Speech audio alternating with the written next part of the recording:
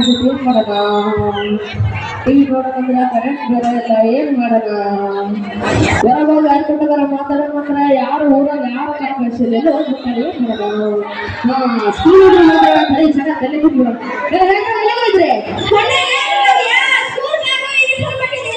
ಏ ದೊಡ್ಡವ್ರೆ ಮನೇಲಿ ಕೊಟ್ಟು ಮಾತಾಡ್ರು. ಆಯ್ತು ದೊಡ್ಡವ್ರೆ.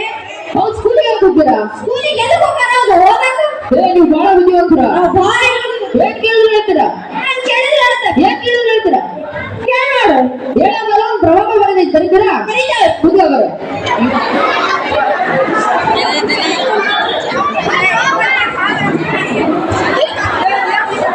ಕರೆಕ್ಟಾಗಿ ಬರಬೇಕು ನೋಡ್ರಿ. ಮತ್ತೆ ಕರೆಕ್ಟಾಗಿ ಬರೀತೇವೆ. ಕರೆಕ್ಟಾಗಿ ಬರಬೇಕು. ಕರೆಕ್ಟಾಗಿ ಬರೀತೇವೆ. ಸರಿ ಇಲ್ಲದೆ ಕರೆಕ್ಟ್ ಸರಿಯಾಗೇ ಬರಬೇಕು. ಸರಿಯಾಗಿ ತಪ್ಪಿಲ್ಲದೆ ಬರಕಿಲ್ಲ. ಫಸ್ಟ್ ಮ್ಯಾಟ್ ಹೇಳ. ಹೇಳ್ತೀನಿ. ಯಾರಿಗೆ ಹೇಳೋಣ? ಯಾರಿಗೆ ಹೇಳೋಣ? ಯಾರಿಗೆ ಹೇಳೋಣ? ಏ ತಮ್ಮ, ನೀನ್ ಹೇಳ್ತೀಯನಾ? ಇಲ್ಲ ಹೇಳಲ್ಲ. ಏ ದೊಡ್ಡ ನಿನಗೆ ಬರಲ್ಲ, ಯಾರಿಗೆ ಹೇಳೋಣ? ಯಾರು ಹೇಳ್ತೀರಪ್ಪ? ನೀನ್ ಹೇಳ್ತೀಯಾ?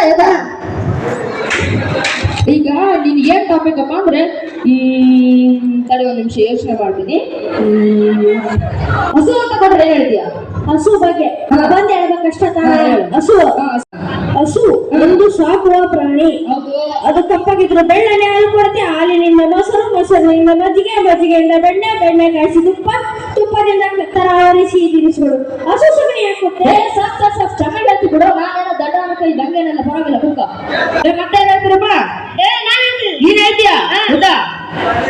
ನಿನಗೆ ಟಾಪಿಕ್ ಅಪ್ಪ ಅಂದ್ರೆ ಕಾರು ಅಂತ ಕೊಟ್ರೆ ಹೇಗೆ ಹೇಳ್ತೀಯ?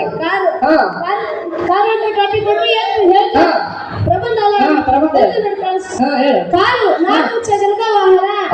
ಅದಕ್ಕೆ ಹಿಂದೆ ಒಂದು ಛತ್ರಿ ಅಂತ ಕೊಟ್ಟಿರುತ್ತಾರೆ. ಅದಕ್ಕೆ 4 ಡೋರ್ ಹಾಗೂ 4 ಕಿಟಕಿ ಇರುತ್ತದೆ.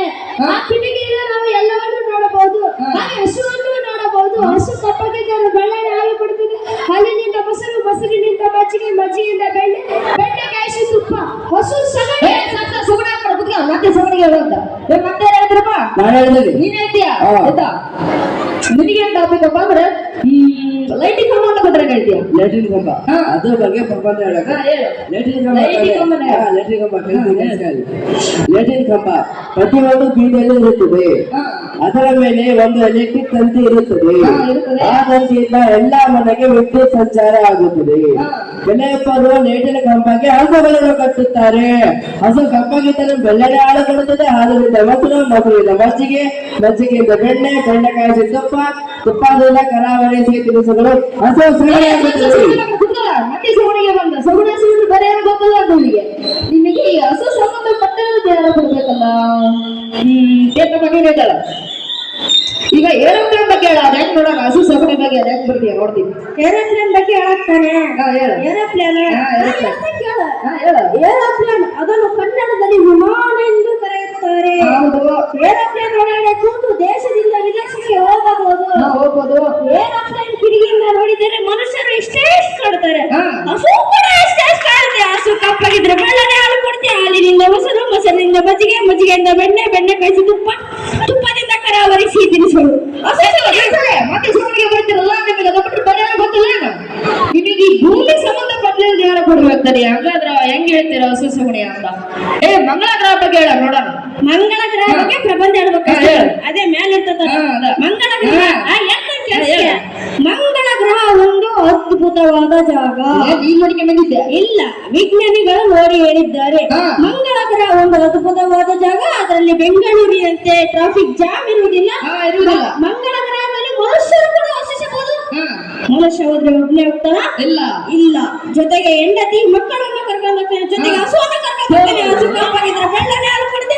ಹಾಲಿನಿಂದ ಮೊಸರು, ಮೊಸರಿನಿಂದ ಮಜ್ಜಿಗೆ, ಮಜ್ಜಿಗೆಯಿಂದ ಬೆಣ್ಣೆ, ಬೆಣ್ಣೆ ಕಾಯಿಸಿ ತುಪ್ಪ, ತುಪ್ಪದಿಂದ ಕರಾವರಿಸಿ ತಿನಿಸುಗಳು. ಹಸು ಸಗಣಿ ಹಸು ಸಗಣಿ ಬರ್ತಾರೆ.